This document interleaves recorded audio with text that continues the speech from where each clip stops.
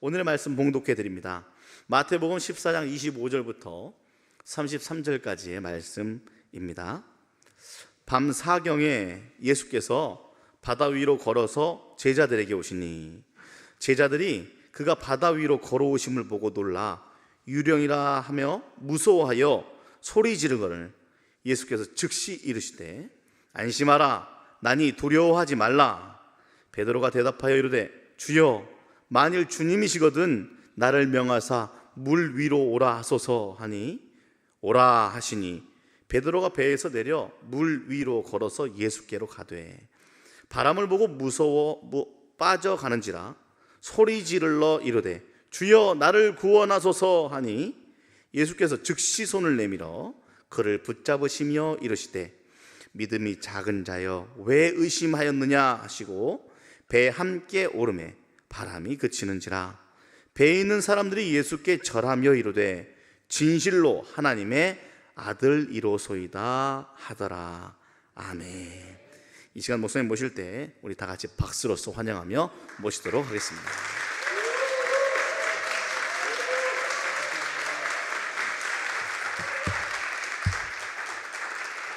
네, 환영해 주셔서 감사합니다. 너무 영광입니다. 바로 말씀으로 들어가도록 하겠습니다.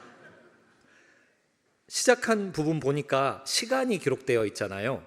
밤 언제라고 기록되어 있나요? 네, 이때가 지금으로 말하자면 새벽 3시에서 6시 사이예요.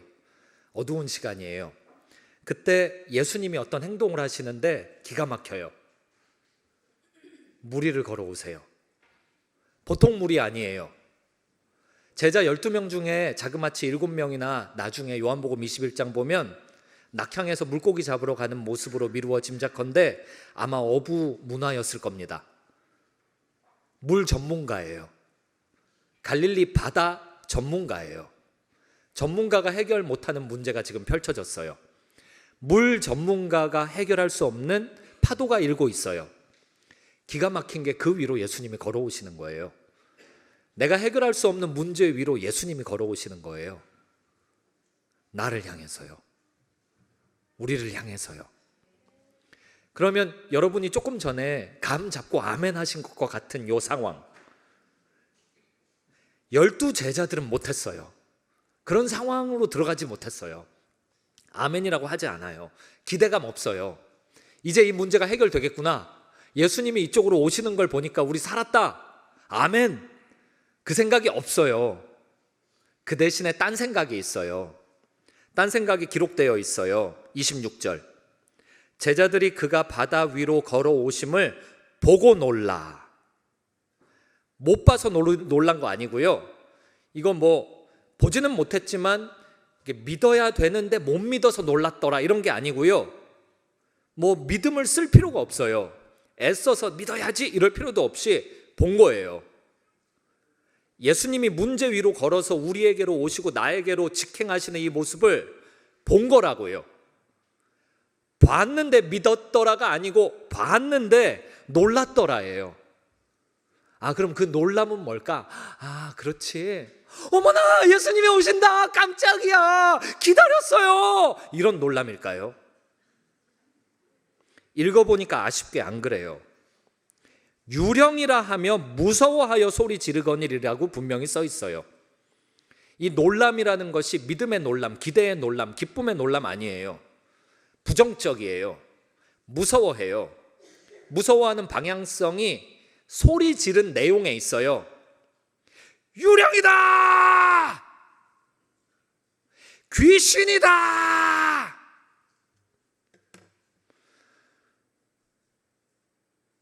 아니 안 봤더라도 이게 죽을 것 같으면 예수님 생각을 해야 맞잖아요. 기대가 있어야 될 거 아니에요. 예수님을 내가 한 번도 안 봤더라도 어려운 상황에 빠지고 죽을 것 같으면 내가 뭐 교회 한 번도 안 나갔더라도 중병에 걸려서 중환자실에 누워 있으면 한 번쯤 생각해보고 찾아야 될 거 아니에요. 그게 정상이거든요. 근데 12명의 제자들은 예수님이 직접 불러서 뽑아서 따로 세워서 하루 24시간 일주일 내내 같이 생활을 하고 있는 존재들이에요. 예수님에 대한 경험이 많아요. 안 봤어도 만약에 야 우리 죽을 것 같아 어떡해 빨리 예수님 찾아봐 빨리 예수님 불러 외쳐봐 주님 어디 계시나이까 그렇게 해야 괜찮은 인물들이 여기 모여 있는 거예요. 12명이. 근데 이 12명이 기대가 없어요. 예수님 생각도 안 하는 게 보여도 이걸 예수님이라고 생각을 안 할 정도예요. 예수님이 물 위를 안 걸어와도요 그냥 야 이렇게 파도가 이냐 하면서 물고기가 물속에서 퐁당 뛰어 올라왔다가 퐁당 들어가는 걸 멀리서 깜깜한 밤에 그림자를 쳐다보더라도 혹시 예수님인가? 물고기를 봐도 주여 주님이십니까? 해야 정상적인 예수 제자 12명이 배에 타고 예수님을 보고서도 못 믿는 거예요. 상황을 조금 앞으로 거슬러 올라가면 이 불신이 더 기가 막혀요. 오병이어 사건이 기록되어 있어요. 사복음서 모두에 기록되어 있는 오병이어 사건, 우리 청소년 어린이들 오떡 이물고기 사건이 기록되어 있어요. 오병이어 하니까 지금 세 사람이 못 알아들었어요. 오떡 이물고기 사건이 기록되어 있어요. 그게 사복음서 모두에 기록되어 있는데요. 특히 요한복음에서는요. 오떡 이물고기 사건 직후에 사람들이 놀라서요. 이분을 하나님이시라고 이분이 바로 그 왕이라고 유대인의 왕으로 하나님이 보낼 그분이 틀림없다고 환호하면서 모여들었던 그 장면이에요. 12 제자들 예수님을 믿을 수밖에 없는 신앙훈련이 몇 시간 전에 있었어요. 예수님이 무려 공짜 도시락을 남자만 5,000명에게 먹였단 말이에요. 그럼 그걸 제자들은 12명에서 멀리서 봤냐? 아니에요. 사역의 현장에서 본인들이 그 떡과 물고기를 날랐어요. 사람이 거두지 않은 밀로 빚은 떡, 사람이 낚아 올리지 않은 무에서 유를 만든 물고기, 그걸 예수님이 계속 만들어내시는 걸 내 손과 내 눈과 내 몸으로 경험했어요. 몇 시간 전에 직접 경험했어요. 이게 믿을 수밖에 없게 만드는 기적의 증거물 1호입니다. 불과 몇 시간 전. 기적의 증거물 2호. 내 기억 속에 있는 게 1호, 2호. 증인들이 2명만 있어도 법적으로 효과가 있는데 12명이에요. 증인 효과 법적 완결 곱하기 6입니다. 증인 12명. 공동체가 믿음을 가질 수밖에 없게 만드는 기적의 증거물 2호입니다. 이게 몇 시간 전에 경험한 거예요. 어디 그뿐이에요? 먹고 남은 거를 거두라 그러셨죠. 거뒀더니 바구니 몇 개입니까? 가만. 제자 몇 명이에요? 가만. 그러면 12바구니 혹시 제자 한 사람 앞에 한 바구니씩 갔을까요? 맞아요. 제자가 13명이었다면 바구니는 몇 개였을 것 같아요? 제자들이 10명이었다면 바구니 몇 개? 맞아요. 그러면 지금 배불리 먹었어요. 바구니 12개예요. 남은 음식. 그걸 가지고 바로 배를 탄 거란 말이에요. 이 12바구니는 지금 어디 있겠어요? 뱃속에 있는 거예요. 뭐 짬 처리했을까요? 야 배를 타는데 버려 물고기 밥으로 줘 고시래 해 그랬을까요? 지금도 음식 안 버려요. 교회에서 먹다 남은 음식 있으면 그거 버리기 어려워요. 헌금으로 했잖아요. 그래서 다들 음식 준비하신 분이 보자기에 싸가지고 다 집집마다 흩는 거 아닙니까? 어떻게든 가지고 가서 이걸 짬 처리를 그렇게 버리면 안 되는 거예요.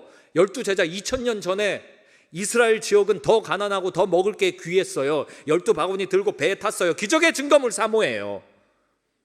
그게 12바구니나 있어요. 눈 앞에 있어요. 어디 그뿐이에요? 기적의 증거물 4호. 분명히 트름 누군가 했을 거예요. 배불러. 야 배가 꺼지지를 않아. 떡과 물고기 정확하게 탄수화물과 단백질 아닙니까? 제가 정확하게 영양학 지식이 없어가지고 생물학 지식이 없어서 탄수화물 소화되는 시간, 단백질 소화되는 시간은 모르겠지만 제자들이 서로 트름하면 너 오늘 저녁 식사로 떡과 물고기 잡수셨어요? 그럼 어떻게 알았어? 아우 냄새. 분명히 그랬을 거예요. 내 뱃속에 있어요. 내 몸 안에 있어요.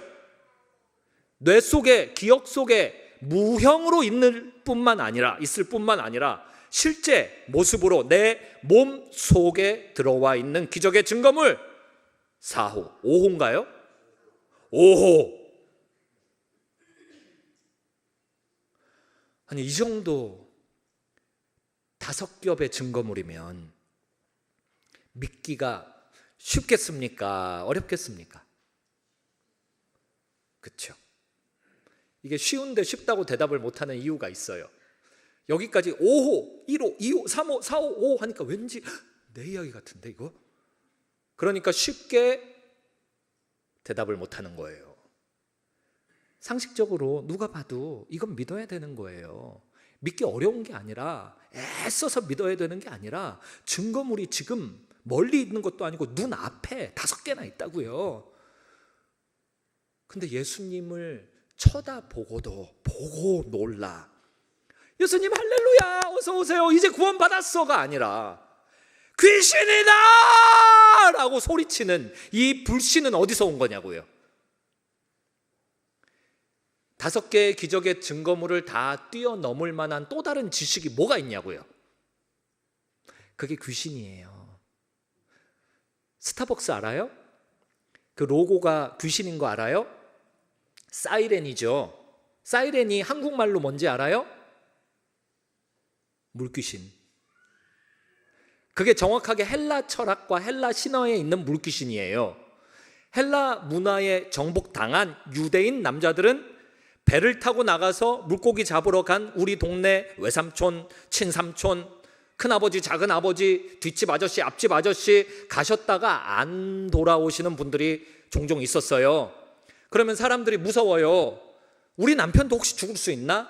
사람들은요 일반적으로 무서우면 심리적 방어 기제를 쓰는데요, 방어 기제 중에 하나가 이걸 합리적으로 설명해내는 거예요. 알지 못하면 무서우니까 알게끔 내가 말을 만드는 거죠. 그래서 만들어낸 말 중에 하나가 바로 물귀신인 거예요. 물귀신이 잡아갔다. 설명이 되잖아요. 그러면 내가 무서워할 대상이 물귀신이라고 정해지니까 모르고 무서워하는 것보다 조금 덜 무섭더라. 그래서 이 이야기가 퍼진 거예요.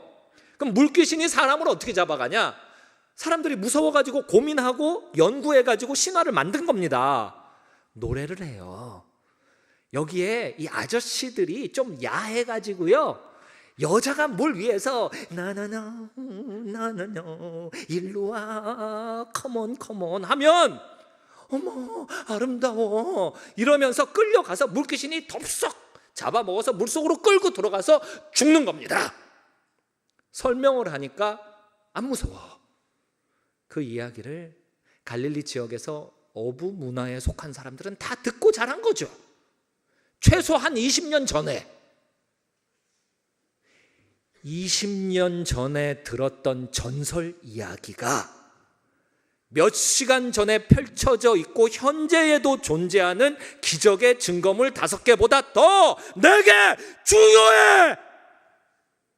그래서 못 믿겠어. 예수님이 내 눈앞에 나타나도 못 믿어. 예수님이 날 구원해 주신다라고 다가오셔도 나는 거부하고 귀신 생각할 거야. 이게 로마서 1장에 써 있는 내용이에요. 사람이 너무 죄인이다 보니까요, 하나님을 이 마음에 두는 걸 싫어해요. 하나님만 아니면 다 돼. 내 눈앞에 펼쳐져 있는 합리적이고 논리적이고 이성적인 기적의 증거물들이 아무리 믿음을 반증하고 있더라도 이게 하나님과 관련돼 있다면 죄인은 싫은 거예요. 이것만 아니라면 돼. 뭘 붙잡을 게 없나? 이걸 반대하는 증거는 어디에 있나? 아무리 연구해봐도 20년 내엔 없어. 그럼 20년 전에는 뭐가 있나? 사이렌 전설을 들었어 내가. 그럼 그거다. 귀신이다. 이건 예수면 안 돼. 나는 죄인이니까. 나는 구원받으면 안 돼. 귀신이다. 너는 귀신이어야 해. 그걸 바락바락 소리를 지르고 있는 장면이 여기 기록되어 있는 거예요. 첫째 딸이 태어날 때였어요. 정신이 하나도 없었어요. 무슨 생각을 했나도 모르겠어요. 간호사가 들어오래요. 얼떨떨 들어갔더니 아기를 제 품에 딱 안겨줬어요. 저보고 탯줄을 끊으래요. 무슨 생각을 했는지도 모르겠어요. 그걸 끊는데 정신이 나간 상태에서 돌아오기까지 제 첫째 아이가 한 역할이 있었어요. 이 소리를 잊을 수가 없어요. 그 소리를 듣고 제가 정신이 돌아오면서 탯줄을 제 정신으로 끊었어요. 사람이 태어나서 제일 처음 하는 일이 소리 지르는 겁니다. 태어나면 소리를 질러요. 왜 지를까요? 영어로 새신자 뭐라 그러는지 알아요? 막 태어난 사람, Newborn Christian이라고 부르죠. 새신자는 예수님 이제 만난 사람은 영이 죽어있는, 죄로 죽어있는 상태에서 예수님을 믿었기 때문에 로마서 6장 말씀처럼 예수님의 죽으심과 연합되고 예수님의 부활과 연합되면서 영혼이 깨어나게 돼요. 죽었던 영혼이 깨어나니까 이전에 죽은 상태에서는 보이지도 않고 들리지도 않는 영적 세계가 체험되면서 예수님을 더 믿을 수 있게 되는 거예요. 예수님은 믿음이 없으면 영혼이 죽은 상태에선 보이지도 들리지도 않아요. 죽어 있는데 뭘 알 게 뭐예요? 예수님을 믿었을 때 예수님의 죽으심과 연합, 예수님의 부활과 연합 되면서 영혼이 이제 예수님을 인식할 수 있게 된단 말이에요. 이거 뉴본 크리스찬, 이제 탄생한 거예요. 이제 막 영혼이 태어난 거예요. 그 상태에서 제일 먼저 하는 일 뭘 것 같아요? 육적인 아이는 똑같아요. 부르짖어 기도해요. 모든 게 혼란스럽거든요. 이제 막 죽어있던 영혼이 태어나면 모든 게 하나부터 열까지, 교회에서도 모든 게 혼란스럽고 세상에서도 모든 게 혼란스러워요. 모든 관계가 다 재점검돼야 되고요. 모든 관계가 다 재정렬돼야 되고 내 스케줄, 습관 하나부터 열까지 모든 게 힘들어져요. 근데 이게 성경 지식을 가지고 내가 뭘 안다고 해서 어떻게 할 수가 없어요. 여기 있는 것이 내 안에서 실제가 되어가지고 살아내려면 새로 맡게 된 공기, 이 빛, 그리고 이 소리, 모든 것 때문에 소리를 지르는 신생아처럼 예수님을 막 믿기 시작한 사람도 기도의 자리에서 울 수밖에 없고 살면서 한숨 지을 수밖에 없고 하나님 앞에 소리질러 통곡할 수밖에 없는 거예요. 불신의 상태에서는 뭘 하냐? 고통의 소리 지름이 있는 거죠. 장례식 가보셨어요? 그 크리스찬 장례식과 넌 크리스찬 장례식 제가 양쪽 비교 많이 해봤거든요. 안 믿는 사람 장례식 가면 모든 게 너무 우울해요.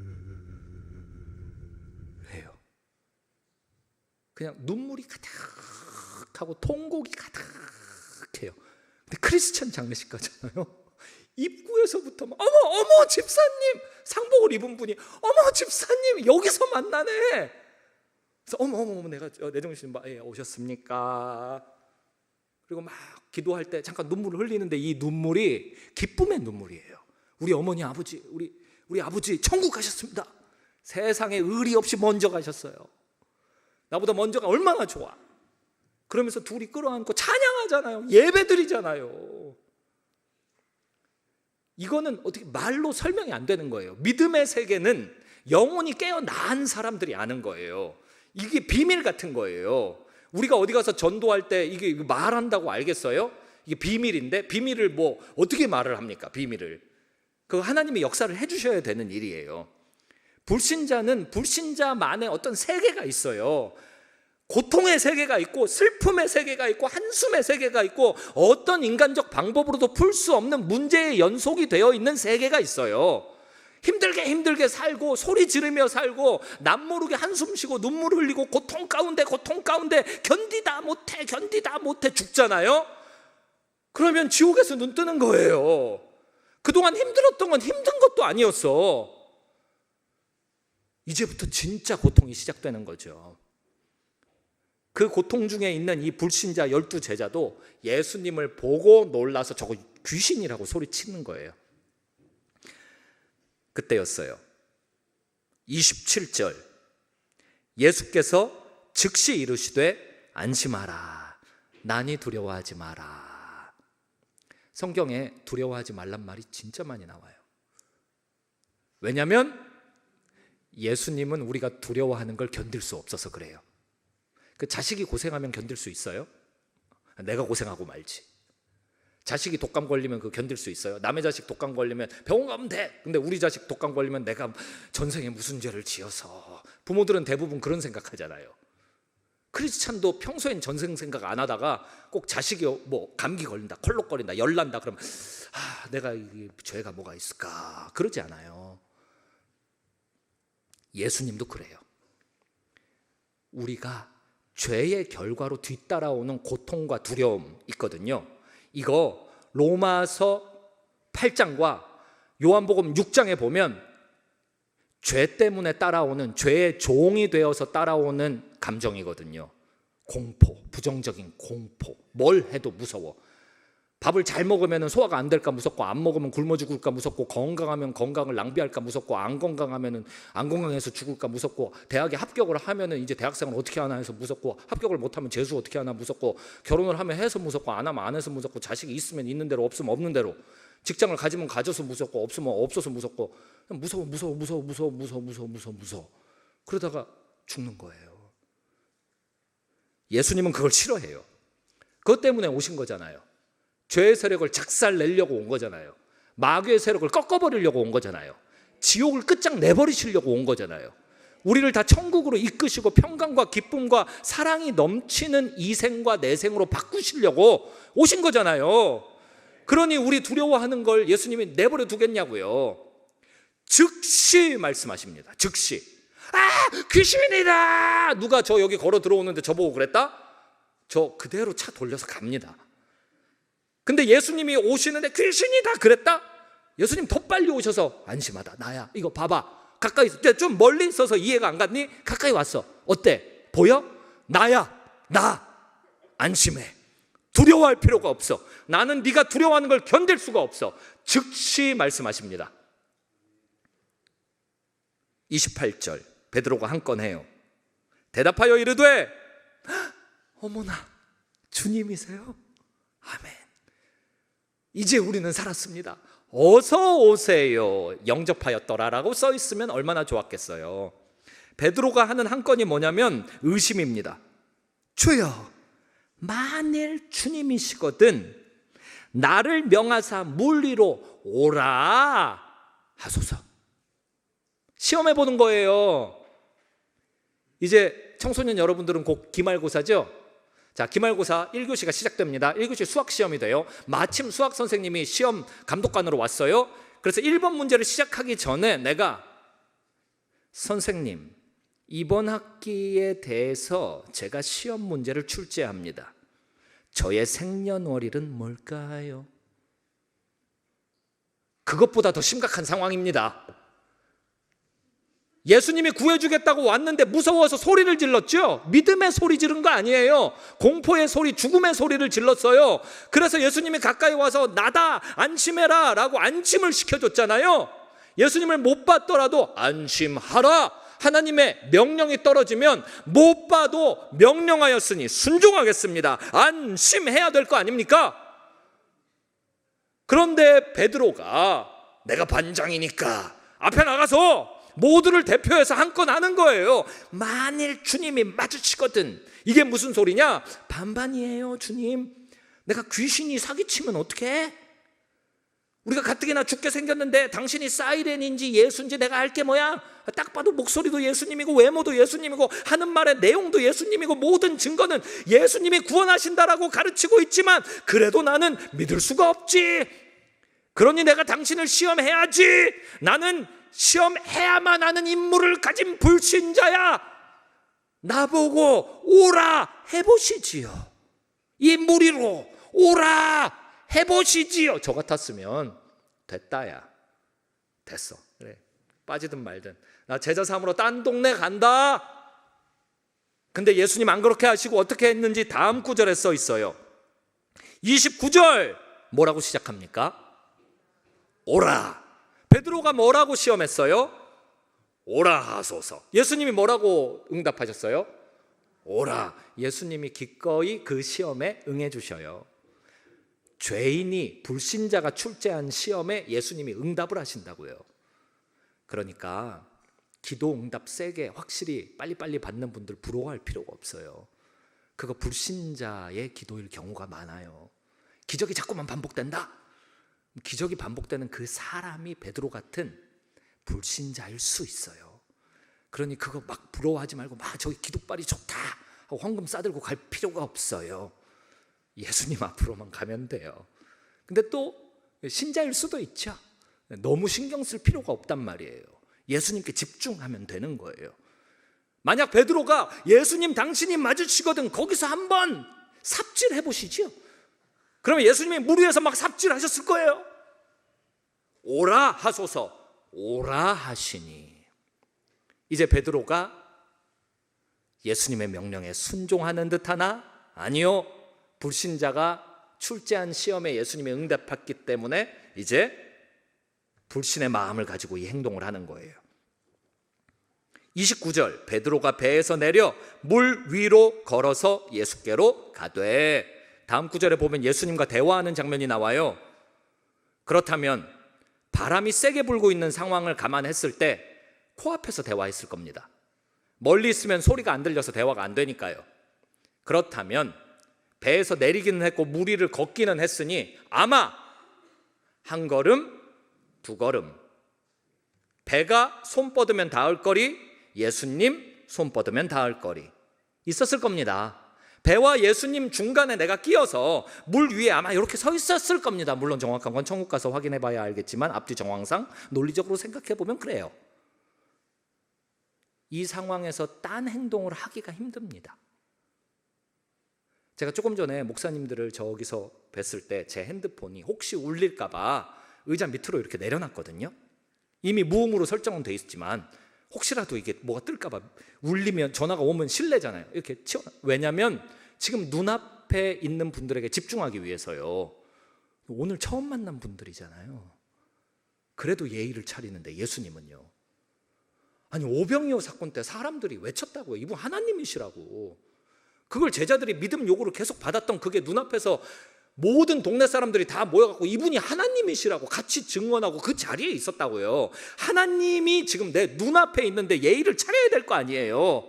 내 뒤에 배가 있고 내 눈앞에 예수님이 계시면 지금 딴 걸 할 수가 없고 내가 제출한 시험 문제에 예수님이 정확하게 응해 주셨으니까 나랑 직접적으로 연결이 돼 있으니까 그 자리에 있으면 되는데 그걸 베드로가 어떻게 하냐. 31절 30절 바람을 보고 무서워 빠져가는지라. 이게 가능해요? 예수님이 여기 계시는데 참 내가 조금 전에 이 느낌 뭐야? 너무 안심이 되고 너무 기쁘고 평안하고 이제 좀 구원받았다 이런 생각이 들고 이 시험에 응한 거 보니까 이분이 예수님 맞다. 이거 어색한 느낌이다. 내가 조금 전까지 어떤 생각 갖고 난 무서워했었지. 뭐 때문에 무서웠지? 물에 빠져 죽을까 봐 무서웠지. 그러면 물에는 왜 빠져? 바람이 세게 불어서 그렇지. 그럼 바람이 어디 있을까? 예수님 좀 나와봐요. 내가 조금 전 여기 있다 바람. 예수님을 코앞에 두고 바람을 보고 빠져가는지라. 불신자의 마음은 하나님 두기를 싫어하는 거예요. 예수님이 코앞에 있고 내가 출제한 기도 제목에 기적을 응답해 주셔도 예수님을 내 마음에 품기가 싫은 겁니다. 믿기가 싫은 거예요. 그래서 어떻게 되냐? 물에 빠지는 겁니다. 문제 속으로 더 깊이 들어가는 거예요. 그런데 기가 막혀요. 여기서 기적의 증거물 6호가 등장합니다. 여름에 수영장 갈 때 점프해서 퐁당 들어가는 거 해보셨죠? 그럼 물에 이렇게 퐁당 하는 거지.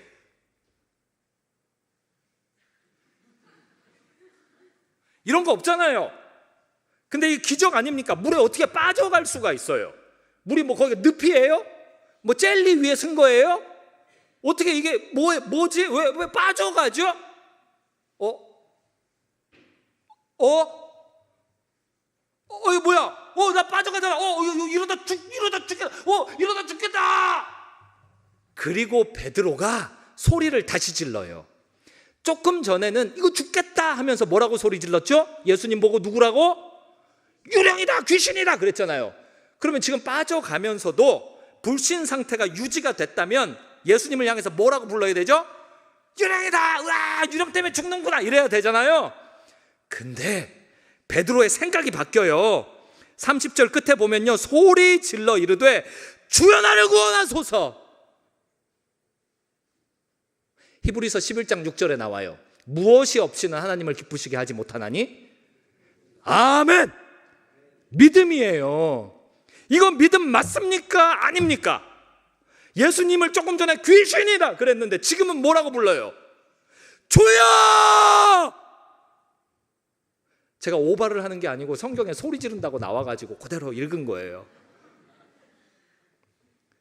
그 소리 지른 거 아닙니까? 이게 불신에서 믿음으로 바뀐 거 아닙니까? 그러면 불신에서 믿음으로 베드로가 바뀌기 위해서 애쓴 게 있나요? 없나요? 없어요. 베드로는 그냥 불신자로 존재했는데 예수님이 이거 다 하신 거예요. 어디 가니까 한 선교사님이 그런 강의를 하시더라고요. 개들은 부흥회가 필요 없습니다. 그게 무슨 소리입니까? 개들이 개답게 살기 위해서 개 목사님을 세워놓고 여러분 절대 앞으로도 야옹을 하지 맙시다. 개답게 멍멍만 합시다. 그랬더니 아멘, 우리가 은혜 받았습니다. 2번 다시는 야옹을 안 하겠습니다. 야옹한 것을 회개합니다.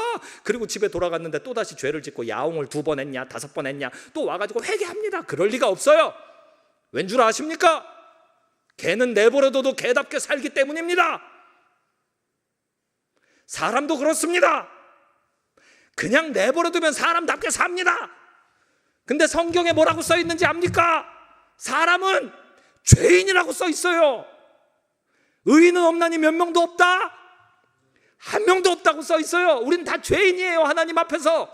그래서 죄인답게 사는 겁니다. 우리가 죄를 짓는 이유는 안 믿어서가 아니라 그냥 죄인이니까 죄를 짓고 사는 거예요. 그래서 우리한테 부흥회가 필요한 겁니다. 제가 그 설교를 어디 가서 들었어요. 그거 흉내 낸 거예요.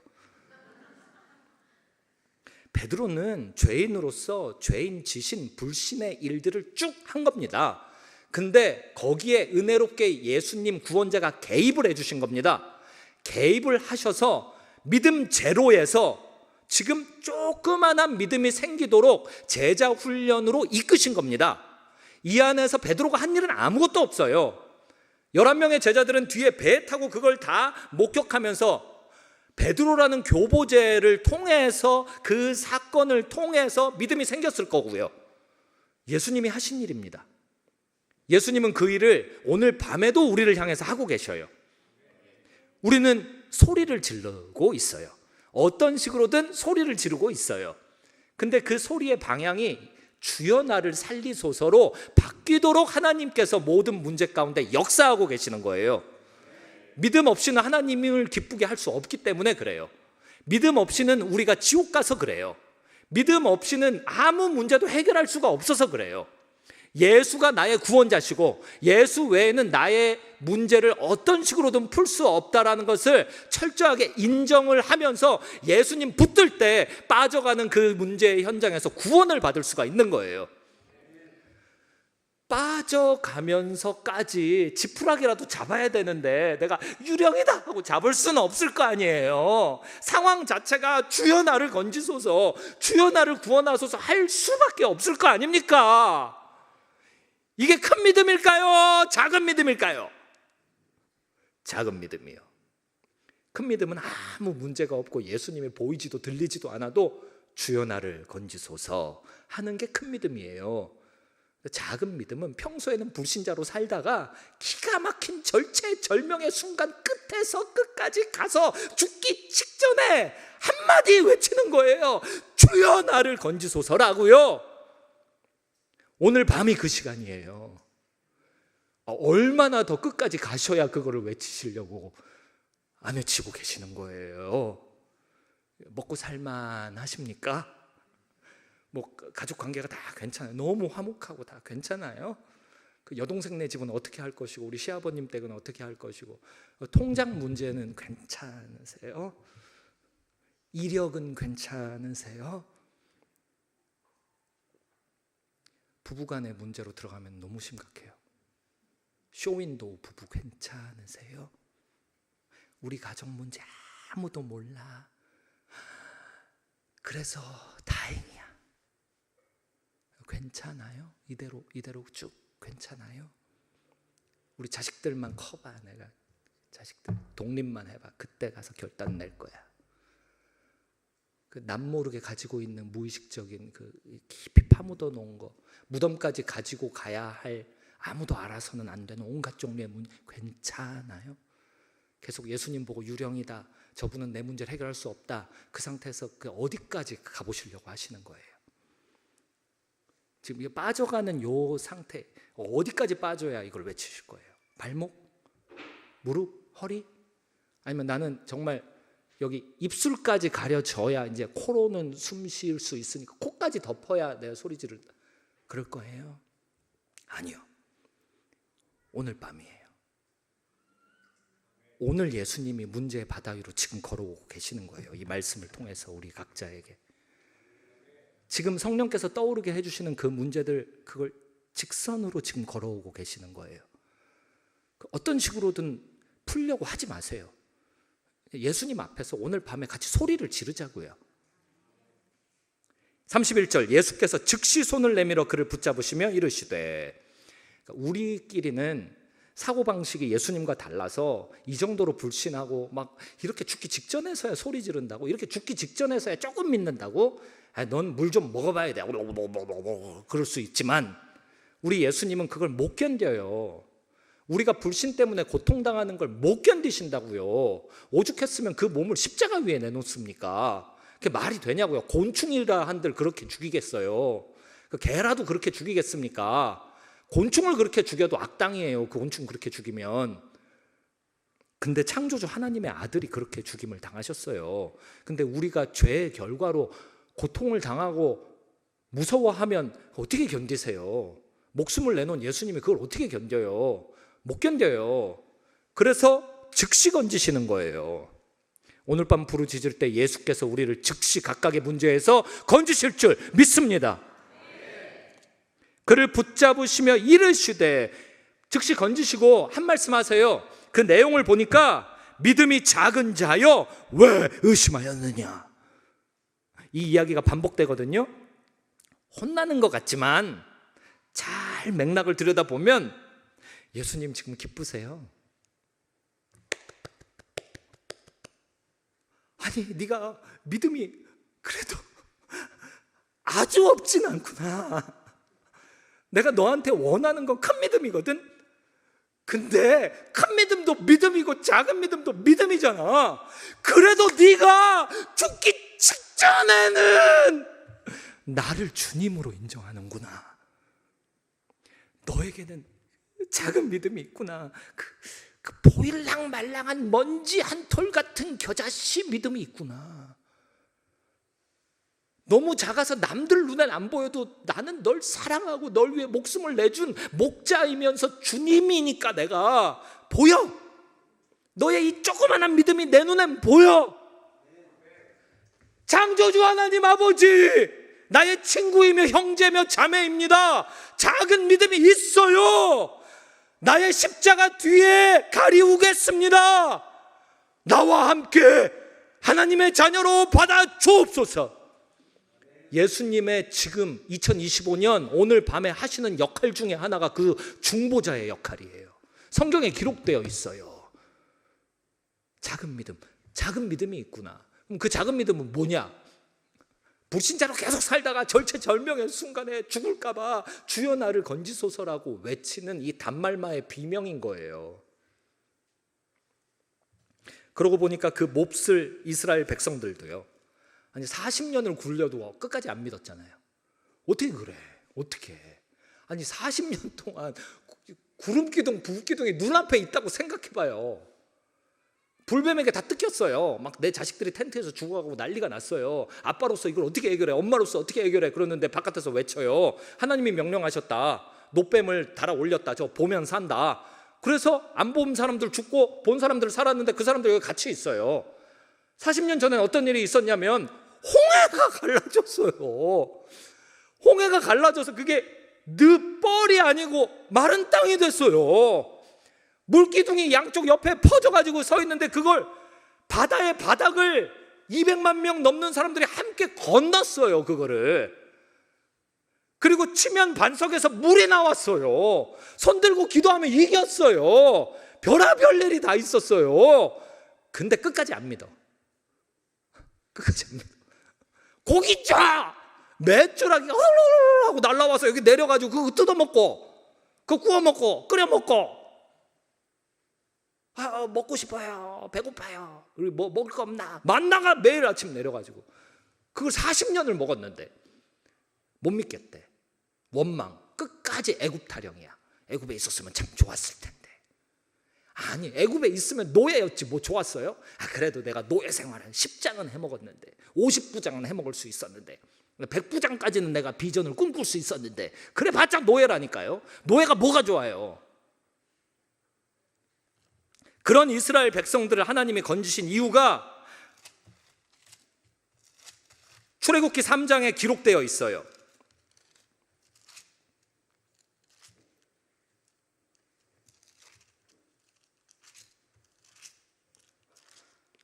출애굽기 3장 7절 여호와께서 이르시되 내가 애굽에 있는 내 백성의 고통을 분명히 보고 그들이 그들의 감독자로 말미암아 부르짖음을 듣고 그 근심을 알고 그래서 구원하셨다. 부르짖는 것을 보고 구원했다. 불신자가 부르짖을 때 정말 그 작은 믿음 그게 있는 거잖아요. 그거. 배에 함께 오름에 바람이 그치는지라. 32절 33절 배에 있는 사람들이 예수께 절하며 이르되 진실로 하나님의 아들이로소이다. 요한복음에 보면은 군중들은 오병이어 사건 직후에 저분 하나님이시다, 저분 왕이시다 이 보고가 있는데 제자들 없었거든요. 근데 제자들은 이제서야 이분이 하나님의 아들이 맞다, 이분 하나님이 틀림없다, 그렇게 순식간에 큰 믿음이 되잖아요. 오늘 밤에 하나님이 이 일을 하실 것입니다. 제 이야기 조금 하고 함께 기도하겠습니다. 여기서 조금만 더 가면 오산리 최자실 금식기도원이 있어요. 거기 제가 5살 때부터 일주일에 한 번씩 가서 기도했어요. 엄마 때문에 그랬어요. 엄마가 유별났어요. 엄마가 유별났던 이유는 인생에 문제가 너무 많아서 그랬어요. 온갖 종류의 해결 안 되는 문제를 들고 동네에서 기도하고 직장에서 기도하고 그냥 오직 기도밖에 없었어요. 잠을 못 자도 어차피 죽을 것 같아가지고요, 그냥 잠 모자라서 죽나 그냥 인생의 질곡 가운데 죽나 똑같이 죽으니까 새벽 기도 무조건 가가지고요 제일 큰 소리로 부르짖어서 기도했어요. 그것도 모자라가지고 어린 아들을 이렇게 모포에다가 싸가지고 서울 시내를 막 돌아다니는 그 기도원 버스 그걸 잡아 타고 일주일에 한 번 여기 산기도에 철야 기도를 했어요. 산에, 야산에 올라가서 5살 때부터 제가 경험했어요. 어렸을 때 믿음이 없을 때는 그게 이해가 안 갔어요. 엄마가 맨날 울어요. 그래서 도대체 이게 우는 거야, 기도를 하는 거야? 기도는 우리 할머니 같이 해야지. 할머니는 불교 신자셨어요. 새벽 3시만 되면요 찬물로 목욕을 하고 하얀 한복을 입고요 그 하얀 종지에다가 물을 떠서 이렇게 어디다가 담벼락 위에 세워놓고 이렇게 천신명께 비나이다 하면서 뭐 기도문 같은 걸 뭘 알아듣지 못하는 말을 계속 이렇게 하셨어요. 제가 그걸 양쪽을 다 본 거예요. 근데 어머니는 어떻게 기도했냐?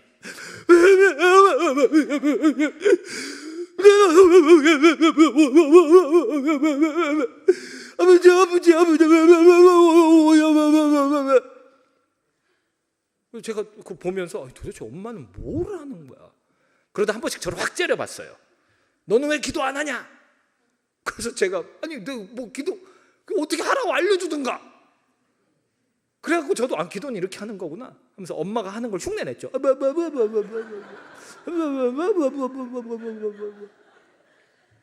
그러다 중학교 2학년 때 교회에서 부흥회 같은 거 할 때 하나님이 말씀을 통해서 은혜를 주셔서 예수님을 만났어요.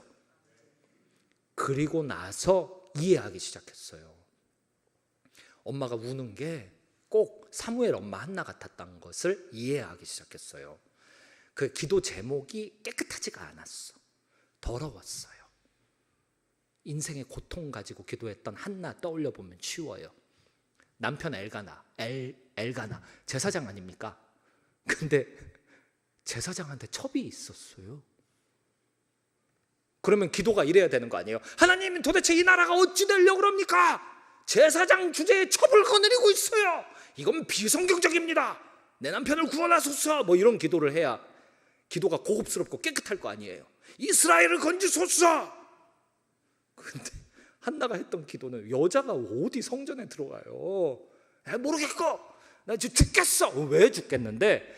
첩은 야, 난 본처인데 첩 때문에 너무 괴롭다.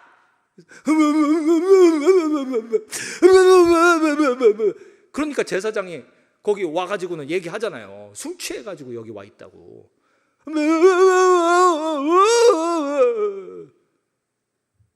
그랬더니 하나님께서 사무엘 응답 주시고, 응답을 받자마자 그 다음에 갑자기 메시아 찬양을 하잖아요. 기도 제목이 바뀌는 거예요. 더러운 기도를 해야 하나님이 깨끗이 만들어주시는 거예요. 하나님의 창조의 섭리가 그래요. 물 위에, 수면 위에 하나님의 신이 운행하시니라부터 창조가 시작되잖아요. 땅이 혼돈하고 공허했다부터 창조가, 6일 창조가 시작되는 거 아닙니까? 무질서로부터 질서가 잡혀가는 거 아닙니까? 하나님 앞에서 인생의 온갖 종류의 어려움, 죽을 것 같은 인생의 파도 속에서 빠져가는 가운데 손 내밀고 오늘 밤에 소리를 지르자고요. 소리를 지르자고요. 하나님 앞에 외치자고요. 주여 나를 건지소서라고요. 아멘. 이 시간 연습하겠습니다. 우리 주여 나를 건지소서 할 준비를 하고 머릿속으로 상상하면서 주님을 향해 두 손을 뻗어보세요. 난 지금 물속으로 빠져가고 있는 베드로다 생각하시면서요, 제 목소리 듣고 외쳐보세요. 주여! 시작! 너무 잘했어요. 한 번 더 듣고 따라해보세요. 주여! 시작! 끝으로 한 번만 더 듣고 따라해 보세요. 주여! 시작!